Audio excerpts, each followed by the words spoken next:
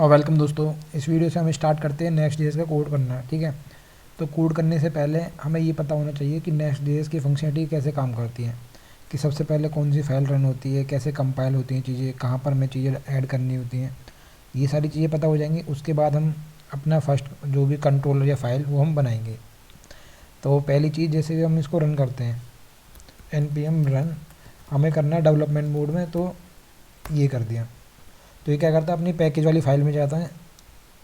यहाँ पर कमांड लिखी हुई है npm start dev, ये करता है नेक्स्ट स्टार्ट वॉच, किसको देखता रहेगा, कोई भी चेंजेस होंगे तो उसको तुरंत रिफ्लेक्ट कर देगा हमारा। ठीक है ना, ये हो गया। अब दूसरी चीज़ आप ये देखना कि जैसे ये हुआ है ना, यहाँ पे एक डिस्क ये वाली फाइल बन गई है।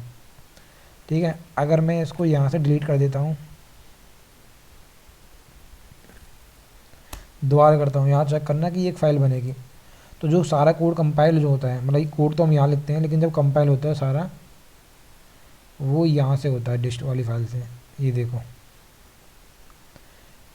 यहाँ पर बनती है सेम मेन जो main.js, ये सारी चीज़ें। ठीक है ना, तो यहाँ से कंपाइल होते हैं, क्योंकि जो ब्राउज़र है भाई वो तो जो उसको उस जिस लैंग्वेज को वो समझेगा उसमें पहले कन्वर्ट करना पड़ेगा ना उसको, तो ये उसके अकॉर्डिंग कन्वर्ट करता है सारी चीज़ों को। ठीक है ना, फिर जाके हमारा ब्राउज़र इसको रीड कर पाता है यहाँ पर।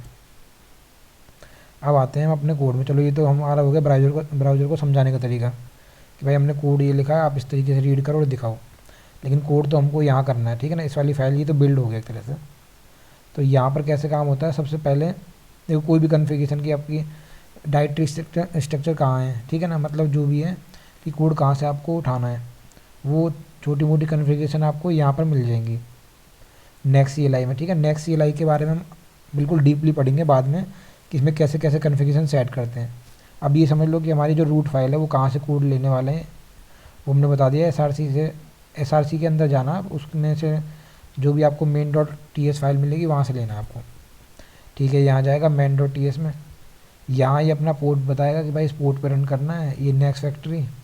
ठीक है, इसकी ये नेक्स्ट जेएस की है, जितने भी हमारे हैं इसमें पैकेज वगैरह और जो भी मॉड्यूल होंगे उनका बाइंड करने का काम आएगा। ठीक है, मिडिलवेयर की तरह, तो उनको सर्व करने का काम आएगा ये वाली चीज़।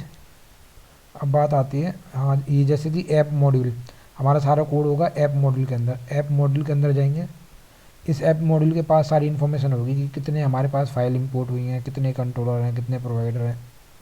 तो अभी इसने हमने बता रखा है, मतलब इसी फाइल में पता हुआ है कि इसका जो कंट्रोलर है वो है ऐप कंट्रोलर। तो हम जाते हैं ऐप कंट्रोलर के पास, ये वाला। देखो ये है टेस्टिंग के लिए। ठीक है, जब टेस्ट केसेस लिखते हैं तब आएगा इसका काम, अभी इग्नोर कर सकते हो आप। तो ऐप डॉट ये, ठीक है। अब यहाँ से चीज़ें कॉल हो रही हैं, यहाँ जाते हैं। यहाँ पहले हम बताते हैं भाई ये हमारा कंट्रोलर है, तो ये जैसे आपने जावा पढ़ी हो तो उसमें एनोटेशन वगैरह होते हैं ना, तो सेम ये एनोटेशन की तरह काम कर रहा है कि ये हमारा कंट्रोलर हमने बता दिया।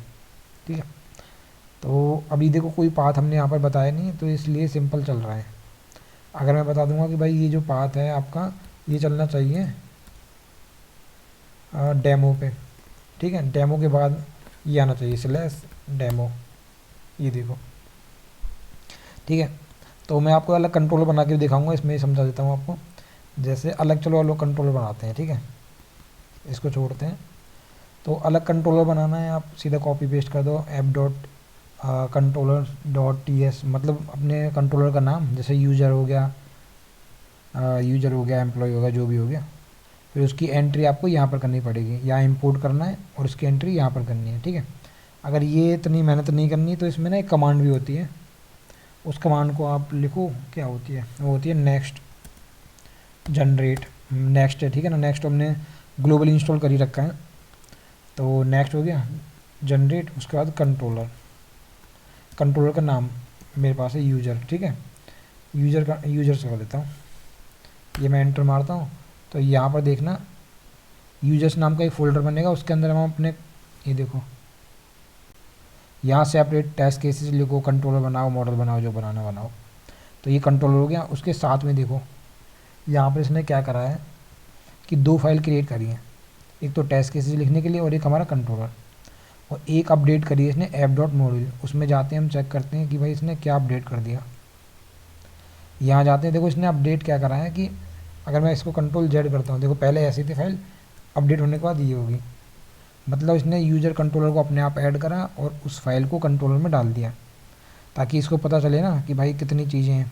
क्योंकि ऐप डॉट मॉड्यूल हमारा पहले ही मैंने बताया था कि इसको भाई सारी चीज़ें हमें बतानी पड़ेंगी। अगर हम एक और सेपरेट मॉड्यूल बना रहे हैं तो उसको भी हमें बताना पड़ेगा, क्योंकि भाई हमने एक और नया मॉड्यूल बनाया है, उसको अब यहाँ पे डिफ़ाइन करो, ठीक है ना। प्रोवाइडर में करना है, इंपोर्ट में करना है, वो सब हम देख लेंगे आगे। तो कहने का मतलब है इसको सारी इन्फॉर्मेशन होगी कि हमारे कहाँ कहाँ पे चीज़ें पड़ी हुई हैं। तो इसको बता दिया हमने भाई यूज़र वाला। अब देखो यूज़र वाला बताया, अपने आप यहाँ पर यूज़र लग कर आ गया है, ठीक है। तो इसका मतलब है ये कंट्रोलर जब भी हम कॉल करेंगे इसको यूज़र से करेंगे। ये राउटिंग वाला पार्ट है, मैं आपको राउटिंग का एकदम डीपली बता दूंगा मैं। और ये बता रहा कि ऐसा अब इसके अंदर कोई है नहीं, फंक्शन वगैरह कुछ बना नहीं रखा। तो फंक्शन नहीं बना रखा गेट वेट का, तो हम बताएं यहाँ बनाएंगे कि गेट करना, पोस्ट करना है इस यूआरएल को। मैं बताता हूँ गेट, तो गेट के लिए यहाँ पे गेट होता है, ठीक है।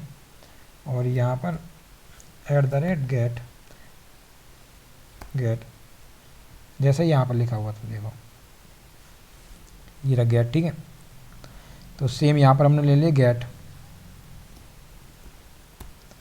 गेट हो गया। उसके बाद अपना कोई भी फंक्शन का नाम बता दो कि हीरो हो गया, एम्प्लॉय हो गया, जो भी है, यूजर इन्फो हो गया। ज़रूरी नहीं है कि गेट लिखना है, जैसे यहाँ पर लिख रहा है ना कि गेट हेलो, ठीक है। ऐसा कुछ नहीं हो तो फंक्शन का नाम है, आप गेट लगा लो, कुछ भी लगा लो। मैं यूजर इन्फो, अब यहाँ से रिटर्न कर देते हैं। पहले देखो हम टाइप स्क्रिप्ट यूज़ कर रहे हैं, तो ये चीज़ ध्यान रखनी पड़ेगी कि जो हम रिटर्न करने वाले हैं वो स्ट्रिंग कर रहे हैं, ऑब्जेक्ट कर रहे हैं, क्या कर रहे हैं। स्ट्रिंग कर रहे हैं तो भाई आप सिंपल सा स्ट्रिंग कर दो और यहाँ लिख दो यूजर पेज। अब मैं इसको कॉल कराता हूँ यूजर को,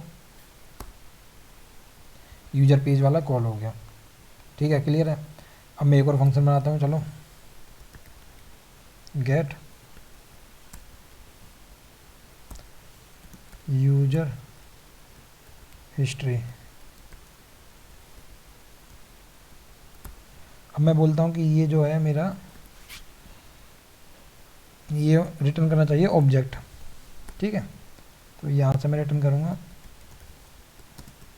कि भाई उसकी आईडी 1 हो, टेक्स्ट कुछ भी दे दो, ये रिटर्न करेगा। अब देखो पाथ अब इन दोनों में से कौन सा लेगा, देखो दोनों गेट गेट है, चेक करते हैं। तो अभी पहला वाला ले रहा है, तो इसको मेरे को बताना पड़ेगा ना कि देखो बाय डिफ़ॉल्ट तो ये चल जाएगा। उसके बाद मैं बताऊंगा इस वाले गेट के लिए कि जब कोई यूज़र डाले, यूज़र के बाद अगर कोई भी लिखता है ना हिस्ट्री, यूज़र के बाद कोई भी लिखता है हिस्ट्री, स्पेलिंग गलत होगी ना, तो देखो ये आ गया। अगर यहाँ पर हमारा नेम होता है हिस्ट्री डिटेल, हिस्ट्री पेज, जो भी रखना आप यहाँ पर रख सकते हो,